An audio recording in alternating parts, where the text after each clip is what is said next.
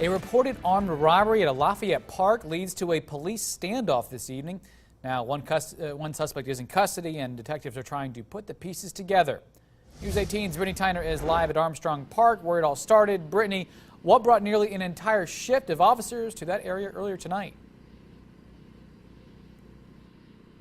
Dan, police say it all started with a report of a robbery at gunpoint here at the park. The suspect fled from the scene to a nearby neighborhood. That's when police drew their guns while they tried to get him out of a house in that neighborhood. And witnesses in that area told me it was unlike anything they've ever seen before.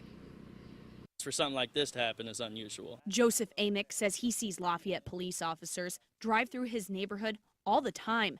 But he was alarmed when he saw several officers show up in the neighborhood Wednesday evening. One of the cops pulled me across the street and asked me if I had seen a dude down here running for his life. It turns out the man they were searching for had allegedly robbed somebody at gunpoint at Armstrong Park, just down Beck Lane from Amick.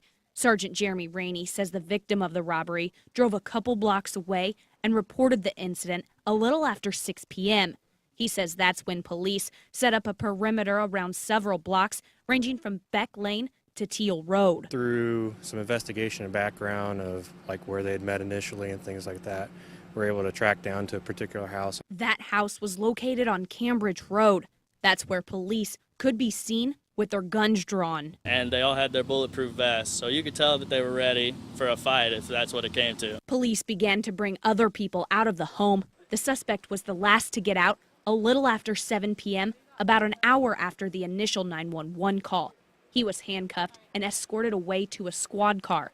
Rainey says officers believe the suspect and the victim of the robbery were acquaintances who met at a local gas station. They knew each other through the gas station, and then they met at Armstrong Park. Rainey says the house was owned by the suspect's father.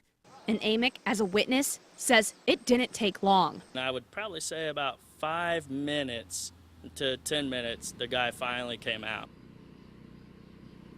Sergeant Rainey says the victim was not injured during the robbery. The name of the suspect has not yet been released, but Rainey says he did get away with some money at the time. Of course, this investigation by detectives is ongoing at this hour.